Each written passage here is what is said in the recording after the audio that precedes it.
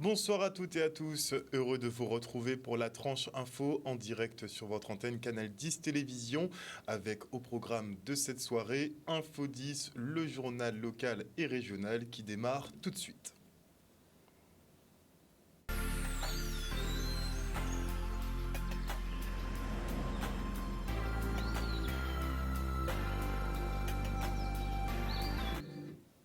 Nous sommes le mardi 26 septembre 2023 et l'INSEE communique sur l'indice des prix à la communication pour le mois d'août 2023. Et aucune surprise avec l'inflation qui n'en finit pas. Les prix ont augmenté de 3,2% en un an en Guadeloupe, alors qu'au national on enregistre quand même une hausse plus conséquente de 4,8%. Pour l'alimentation, c'est 10,7% de plus. L'énergie, 4,4%. Pour les transports, ils ne sont pas en reste avec 5,7% d'augmentation sur un an. Et ne vous méprenez pas, les prix continueront d'augmenter ces prochains mois. En charge de la lutte contre les violences faites aux femmes en Outre-mer, Justine Bénin rencontre les élus du territoire. Après son entrevue hier avec Dominique Théophile, elle rencontre aujourd'hui le président du département, Guy Losbar. La collectivité sera tête de file pour le déploiement des actions de prévention et l'activation du réseau de violences intrafamiliales. Une maison de la femme devrait voir le jour à l'horizon 2024. On fait le point.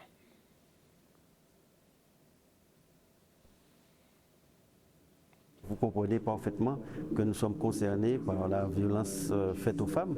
L'engagement que nous avons pris, c'est d'activer le réseau vif que dès le mois d'octobre, nous allons mettre en place avec les associations. On va rencontrer le procureur, enfin tous les acteurs concernés, mais aussi un engagement très ferme de pouvoir mettre en place dès 2024 la maison de la femme. Que nous allons pouvoir mettre en place et tout un ensemble d'actions également que nous allons présenter d'ici le mois de novembre. Il est normal de pouvoir échanger avec le président Guy Losbar sur les violences intrafamiliales, les violences sexuelles, les violences conjugales ou les violences tout simplement faites aux femmes.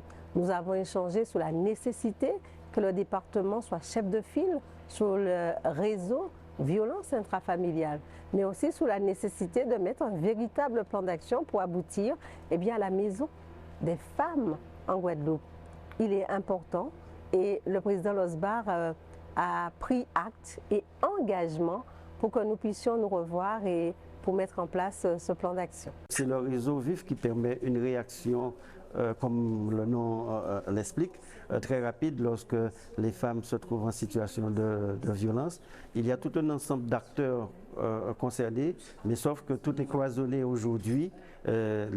C'est faire cette coordination pour qu'il y ait un partage d'expérience et qu'il y ait une réactivité. Il y a beaucoup de choses à faire. Après la réunion, la table ronde d'hier, après les rencontres de ce matin, il y a nécessité de décloisonner. Tous les acteurs sont unanimes à dire que chacun de leur côté, ils travaillent dans le cadre des dispositifs, mais qu'il est important de décloisonner pour pouvoir construire. Et construire, c'est quoi? C'est la mise en cohérence. C'est la mise en œuvre du réseau vif que j'appelle de mes voeux portés par la collectivité départementale, ce que j'appelle de mes voeux. On va commencer par travailler avec tous les partenaires, faire en sorte qu'on se voit et qu'on parle de nos pratiques. Parce qu'effectivement, tous les partenaires qui interagissent lorsqu'il y a une violence faite aux femmes, chacun agit de son côté. Là, il s'agit de mettre en place un véritable réseau pour pouvoir aider ces femmes le plus rapidement possible. Et lorsqu'on va aider ces femmes, on va aider ses enfants, on va aider les enfants et tout le reste de la famille en fait. L'APID, l'Association pour l'information et la prévention de la drépanocytose, et la ville de Pointe-à-Pitre organisaient une journée de sensibilisation autour de cette maladie. L'objectif étant de lever le voile sur cette pathologie qui progresse notamment à cause de l'immobilisme des pouvoirs publics. Le reportage. La mairie a été sollicitée pour prendre part à cet appel lancé par Madame Génie Hippocrate et son association pour la protection et la prévention de la maladie de la drépanocytose. Et nous savons que les gens viennent à Pointe-à-Pitre pour exprimer leurs joies et leurs peines. Nous pensons que Pointe-à-Pitre, c'est une commune qui met en lumière le bien et les actions qui sont des appels à la mobilisation. Tout près de la place de la Victoire, au pavillon de la ville. C'est un lieu stratégique pour que tous les Guadeloupéens entendent qu'il faut que nous mobilisions pour prévenir cette maladie, pour chercher des fonds, le faire savoir, sensibiliser et prévenir. Nous sommes inscrits dans cette démarche-là. Nous sommes là pour juste une seule petite chose, c'est la sensibilisation. Sensibiliser tout le monde à la drépanocytose, pour moi, c'est super important. Souvent, je le dis, un homme averti n'en vaut pas deux, mais en vaut 10 000. Donc, sensibiliser, évidemment, les pouvoirs publics, les instances publiques, la population guadeloupéenne, qui est quand même déjà sensibilisée, parce qu'il ne faut pas ignorer qu'il y a déjà des associations sur le terrain. Mais nous, le thème de cette année, c'est mettre la drépanocytose en lumière, pour qu'on en parle le plus. La drépanocytose, elle est nourrie dans un terreau fertile, qui est l'ignorance, l'obscurantisme, qui est le laxisme, l'immobilisme de certains, notamment des pouvoirs publics. Aujourd'hui, il faut qu'on se mette debout pour que la drépanocytose ne puisse plus tuer. Moi, j'en ai marre d'égrener des noms de morts. Moi, je voudrais juste dire un nom d'une chose qui est la drépanocytose, écrit sous une tombe. Ici, j'ai la drépanocytose, une maladie qui nous a bien embêtés. J'aurais préféré dire ça, au lieu de dire il y a des enfants qui meurent même avant d'avoir connu le jour. Depuis que j'ai entendu Mme Génie Hippocrate, je me suis dit qu'est-ce que je peux faire. Donc en tant que maire, on met déjà les lieux à leur disposition. Il y aura encore, dans le cadre de la journée des associations, il y aura 2 points sur le marché aux épices et sur la place de la Victoire. Et sur ces 2 sites qui sont très fréquentés, nous permettrons à Mme Génie Hippocrate et son organisation de faire entendre aux Guadeloupéens que nous sommes tous concernés. C'est ça le sujet. Faire comprendre aux autres que ce n'est pas la maladie des autres, ce n'est pas la maladie des Noirs. Nous sommes dans l'humain, nous ne sommes pas dans les couleurs de peau. C'est une cause qui concerne la planète, qui concerne l'univers et nous tous. Nous sommes mobilisés et nous ferons notre part, si petite soit-elle. J'ai un petit compte à régler avec elle. Peut-être qu'elle sera peut-être plus forte comme ça, mais moi je suis sûre que je suis plus forte qu'elle parce que j'ai compris le fonctionnement de cette maladie. Ce ne sont pas les gens qui sont mes ennemis. Ceux qui croient qu'ils sont mes ennemis, ils ne le sont pas. Je n'ai qu'une ennemie, la drépanocytose. Néanmoins, ceux qui me barrent la route pour aller tuer la drépanocytose, je leur passe dessus. Je suis désolée. Et à l'occasion de la semaine pour l'emploi, l'agence Pôle emploi du Mans Carouel aux Abîmes dédie 2 jours aux porteurs de projets en situation de handicap. Le reste en images. Alors la semaine, c'est une semaine qui est nationale, qui est mise en place chaque année. Et c'est nous, au Pôle emploi de Carouel, qui avons décidé de consacrer 2 jours sur cette semaine aux porteurs de projets qui sont en situation de handicap. Parce que, en tant que référente handicap, j'ai préféré faire ces 2 jours indépendamment de l'autre semaine pour vraiment mettre l'accent sur l'handicap. Oui, c'est bénéfique parce qu'on a plus d'informations, on a des intervenants en situation de handicap qui ont créé leur entreprise. Et du coup, ça nous met sur la piste en fait. Pour moi, c'est tout à fait normal parce que vu que moi, je me retrouve en situation de handicap, le mot que je n'aime pas, je dis autrement capable parce que dès qu'on met en situation de handicap, ça fait déjà, on met déjà une barrière. Il faut faire tomber les barrières aujourd'hui parce que je dis que tout un chacun, nous sommes en situation de handicap. Tu voyais, tu ne sais pas parler l'anglais, le chinois, etc. Tu es déjà en situation de handicap, quelles qu'en soient les choses. Hein. Alors je dirais que nous sommes autrement capables. Pour moi, c'était tout à fait normal que je sois là pour témoigner et se dire que tout est possible et qu'il n'y a pas un monde pour les personnes handicapées et un monde pour les personnes valides. Nous sommes dans le même monde, tout simplement. Il faut arriver à vivre ensemble. Et souvent, on se dit ensemble. Les mots veulent dire les choses, mais il faut savoir comment on le dit. Et il faut être précis sur ce qu'on dit. Ensemble, ça veut dire qu'on doit s'accepter. L'un et l'autre, on doit s'accepter la différence de l'autre. Quand, par exemple, on veut aller travailler, dès qu'on dit à un employeur qu'on est en situation de handicap, ils n'ont pas tendance à nous garder. Et le fait d'être déclaré, et avec Pôle emploi, on a plus de chances en fait d'aller vers des employeurs, on a plus de chances sur les formations, voilà. C'est ce qui m'a poussée vers la création d'entreprise, parce que je sais que je vais travailler pour moi-même et que je pourrais par la suite engager des personnes en situation de handicap aussi et les aider à trouver leur chemin. Dès que tu es handicapé, ça veut dire que tu n'es pas capable de faire certaines choses, de faire certaines choses dans l'entreprise. Et or, tu as tellement de capacités autrement de faire les choses, et encore mieux parce que tu es conciliant dans ton métier, tu aimes ce que tu fais, tu veux prouver que tu es capable autrement de faire les choses encore meilleures. Et c'est un peu dommage de dire que tu veux encore prouver. Ça veut dire que tu as déjà l'handicap, tu es en train de te surpasser tous les jours à travers cet handicap et tu dois encore prouver à tout un chacun que je suis handicapé et je suis capable de faire tout ça. Voilà, c'est ça en fin de compte la mission que je fais et que j'ai, et de transmettre justement à se dire que nous sommes autrement capables.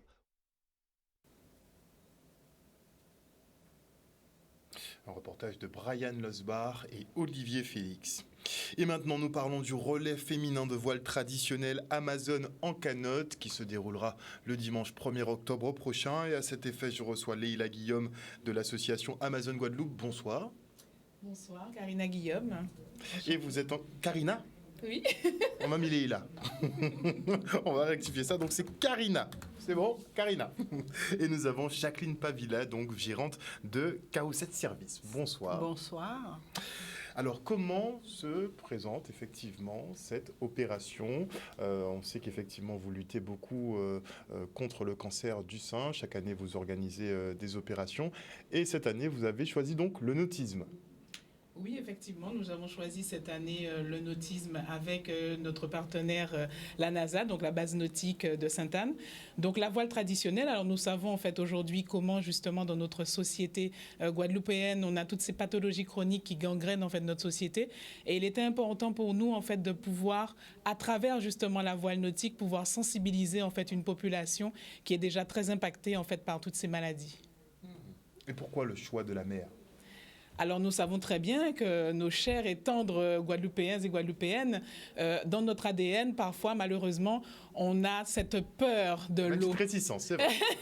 Il faut le dire. Une certaine réticence justement à l'eau et à la mer en fait, tout simplement. Et il était important du coup pour nous de pouvoir dire aux Guadeloupéens et aux Guadeloupéennes, n'ayez pas peur. Nous sommes là en fait avec vous, nous vous accompagnons justement à pouvoir mieux apprivoiser cet élément que vous mettez un peu en exergue et de pouvoir les accompagner en tout cas. Et aussi mieux appréhender finalement le cancer du sein qui touche énormément de femmes, il faut le dire. On ne fait jamais assez de prévention, notamment effectivement sur le dépistage. Comment justement va s'articuler la journée ? Il y aura la compétition sportive, mais est-ce qu'il y aura des villages, des associations qui viendront présenter les choses ? Alors oui, sur toute la journée, donc ça sera en fait de 9h jusqu'à à peu près 16h.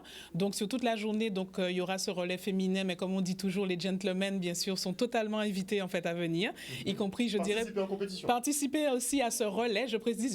On précise vraiment que c'est un relais d'initiation à la voile traditionnelle. Donc les personnes qui justement auraient cette réticence de ne pas hésiter justement à venir vers nous, que vous aurez en fait des professionnels aguerris qui seront là. Donc justement, les patrons de canaux ainsi que leur équipage qui seront là justement pour pouvoir vous accompagner pour pouvoir faire cette voile traditionnelle. Ensuite, après, concernant... Alors souvent, en fait, on nous cible souvent pour le cancer du sein. Alors j'aime à dire qu'on est vraiment toute coulée.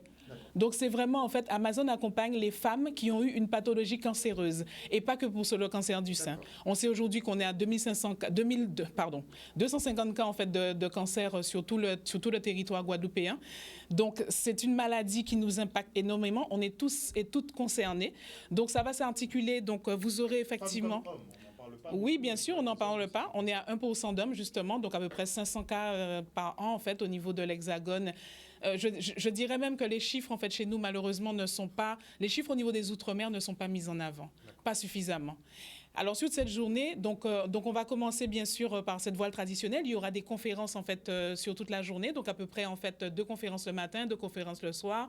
Sur toute cette journée, donc, vous aurez aussi du kayak, les enfants pourront venir. Donc, vous aurez aussi tout ce qui tourne autour, en fait, des activités nautiques, du paddle, pour pouvoir, en fait, vous amuser en famille. Et donc, du coup, et bien sûr, il y aura des stands. Donc, il y aura des associations, d'autres associations, bien sûr, qui luttent aussi avec cette maladie, je dirais, pas contre, donc, mais avec, en fait, cette maladie, parce qu'elle est présente, voilà, elle est là. Et aussi, vous aurez aussi le réseau RKS, donc le réseau kiné cancer du sein, en fait, qui sera présent. Vous aurez aussi, aussi des médecins, en fait, qui seront là, en fait, à nos côtés et qui pourront, justement, vous exprimer, et aussi une nutritionniste qui sera là sur l'alimentation et vous dire comment bien manger.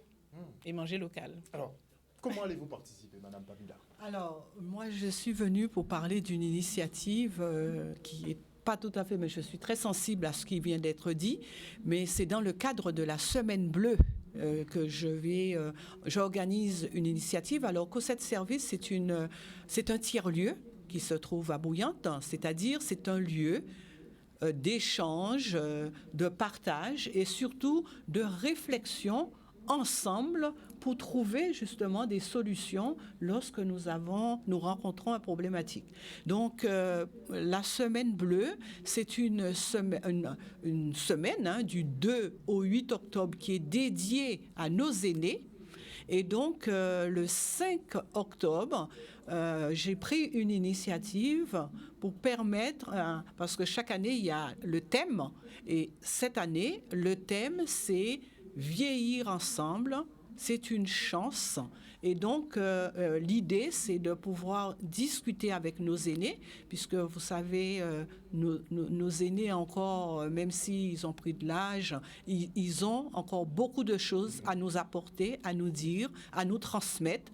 Donc, j'aurai la joie d'accueillir la maire adjointe de Bouillante, qui est en charge justement des personnes âgées retraitées, et qui va venir faire un petit causé, qu'on aura dit, sur le thème pour pouvoir sensibiliser cette journée. Comme on dit, la Semaine bleue, toute l'année, on doit prendre soin de nos parents, mais il y a une semaine pour le dire, et donc nous, à COSET Service, on aura une journée pour le dire. Merci beaucoup. On va revenir donc sur effectivement la manifestation donc du dimanche 1er octobre, l'Amazone en canotte. Ça se passera donc sur le plan d'eau de la ville de Sainte-Anne. Ce sera la fête toute la journée. Vous l'avez dit, tout le monde pourra prendre part à ce relais. Et est-ce qu'il y aura moyen, effectivement, il y aura une collecte? Est-ce qu'il y a moyen d'effectuer des dons? Est-ce que pendant toute l'année, d'ailleurs, même on peut effectuer des dons pour l'association? Dites-nous tout. Oui, effectivement, toute l'année, effectivement, vous pouvez effectuer des dons pour l'association. Mais cependant, sur cette journée, oui, il y aura des collectes de fonds qui seront faites directement au niveau de la population. Il y aura aussi, on sait très bien que de toute façon, Octobre Rose, c'est aussi un moment pour faire énormément en fait, de levée de fonds. Donc, vous aurez en fait des personnes qui seront là à l'accueil pour pouvoir récolter en fait ces fonds. Il y a aussi, tout simplement en s'inscrivant, c'est déjà en fait une récolte de fonds. Donc, les personnes en fait pourront s'inscrire tout simplement pour la manifestation et en même temps pour cette levée de fonds sur Hello Asso, Amazon Guadeloupe, Amazon en canotte. Donc, vous avez différentes formules qui ont été mises en place, des formules en fait entre 15 et jusqu'à 40 € et voire plus, bien sûr. On appelle à la générosité, bien sûr, de la population et on sait très bien que depuis 4 ans, vous êtes là avec nous et que vous nous suivez et que vous serez sur ce bel événement en fait du 1er octobre à nos côtés. Merci beaucoup en tout cas d'être venu sur ce plateau nous présenter donc ce relais Amazone en canotte, un relais féminin de voile traditionnel qui se tiendra donc le dimanche 1er octobre sur le plan d'eau à Sainte-Anne. C'est organisé en coopération justement avec l'ANASA qu'on salue puisqu'il travaille quand même beaucoup à démocratiser le nautisme sur l'île. Donc chapeau effectivement pour le travail que vous opérez ensemble et on reviendra effectivement sur la Semaine bleue de manière plus conséquente puisque ce sera dédié à nos aînés et il faut qu'on soit debout derrière ça comme on dit. Et la ville de Petit-Bourg, elle s'attaque sérieusement aux véhicules hors d'usage disséminés sur son territoire. Plus de 150 voitures sont répertoriées et feront l'objet d'un ramassage dans les prochaines semaines. L'an dernier, l'opération a tout de même coûté 200 000 €. Alors pour éviter un trop-plein de récidives, la municipalité décide maintenant de verbaliser. On fait le point avec le maire David Nebor. Alors c'est une opération qui s'effectue sur le territoire de Petit-Bourg depuis un temps, c'est-à-dire que chaque quinzaine nous faisons une opération puisqu'on a pu déceler sur le territoire grâce au travail de la police municipale plus de 150 véhicules. Donc il y a une identification qui est faite et après avec un partenaire privé nous procédons aux enlèvements. Nous avons effectivement mis en place cette commission parce qu'il est nécessaire que la Guadeloupe Petit-Bourg est une vision de propreté car nous sommes une île très très très belle et nous devons la protéger. C'est un coût important en termes de gestion. Aujourd'hui, les choses nous sont simplifiées parce que la gestion de ce type de problématique est facilitée du fait d'une contribution financière. Si je dois vous prendre un exemple, l'an dernier, nous avons passé plus de 200 000 € pour pouvoir enlever ce type de déchets sur le territoire de la ville. Opération coup de main que nous avons fait pendant, je peux dire, pendant 1 mois et demi, ça a été très effectif, très valorisant pour la ville, mais on constate l'incivisme des gens qui recommencent à polluer, à salir, à dégrader la commune. Qu'est-ce qu'on doit faire concrètement pour qu'on ait conscience que nous avons un pays, une petite île formidable, très très belle, parce que j'aime ma Guadeloupe et je veux qu'on la protège. Les gens ne savent pas trop vers qui se tourner en fait. Les informations pour savoir, peut-être ils savent pour les retirer, mais ils savent peut-être pas comment. Une fois qu'elles n'ont plus de roues, qu'on ne peut plus les déplacer, ben ouais, on a besoin d'un remorqueur, donc qui appeler?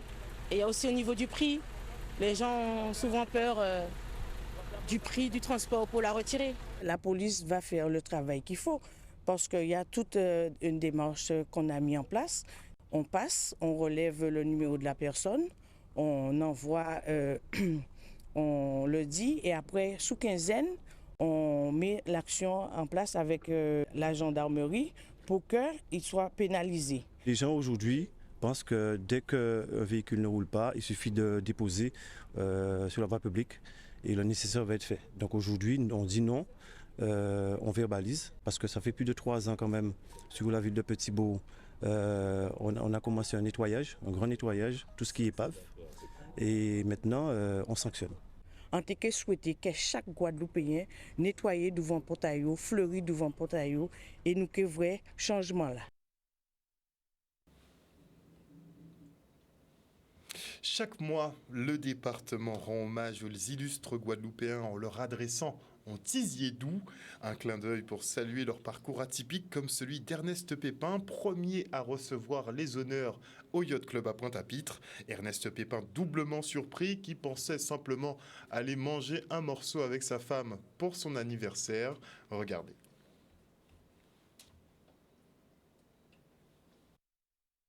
Nous avons tenu à mettre à l'honneur Ernest Pépin. C'est un concept nouveau que nous mettons en place, en tisier doux. Chaque mois, nous allons pouvoir honorer, rendre hommage à l'un de nos illustres. Ce soir, c'était Ernest Pépin. En tisier doux pour dire merci pour tout ça qu'il fait. En tisier doux pour lui dire toute notre fierté de par la richesse de sa création. En tisier doux pour dire merci pour tout l'amour qu'il a porté à travers l'Ivaille. En tisier doux, comme j'ai eu l'occasion de lui dire, toute la fierté, la reconnaissance donc, du pays. Donc, nous allons chaque mois honorer un artiste comme Ernest Pépin. Ça va me plaisir en l'eau, parce que j'ai une version de en créole. Et quand c'est vrai qu'on s'en fait à cœur moins. Et c'est pour la littérature, pour la poésie, pour la culture, pour tout ce qu'on fait, pour aimer et pour l'avoir profondément. Donc c'est ça qui a expliqué pour nous. Aujourd'hui, c'était également le jour de son anniversaire. Donc c'était aussi une façon de lui dire joyeux anniversaire. Donc un moment d'émotion et de réjouissance. Sans surprise totale, parce que maintenant, moi, je dis que nous sommes habitants, mais pas jamais dit, juste moi, nous sommes pizza. Et pas dire tous les habitants étaient étonnés, surpris, contents. C'est pour leur dire merci pour leur amitié, merci pour leur solidarité, merci de mon soutien qu'ils m'apportent et merci du courage qu'ils me donnent également pour la Guadeloupe. Et ce que je dirais fondamentalement, c'est ça. Un grand merci pour tout le monde. Un reportage signé Vianney Valverde. Et voilà, chers téléspectateurs, nous sommes arrivés au terme de ce journal. Merci pour votre fidélité à ce programme. N'oubliez pas que sur Canal 10 Télévision, vous faites l'information que nous diffusons. Le JT revient demain à 18h30. Une bonne soirée à tous. Bisous.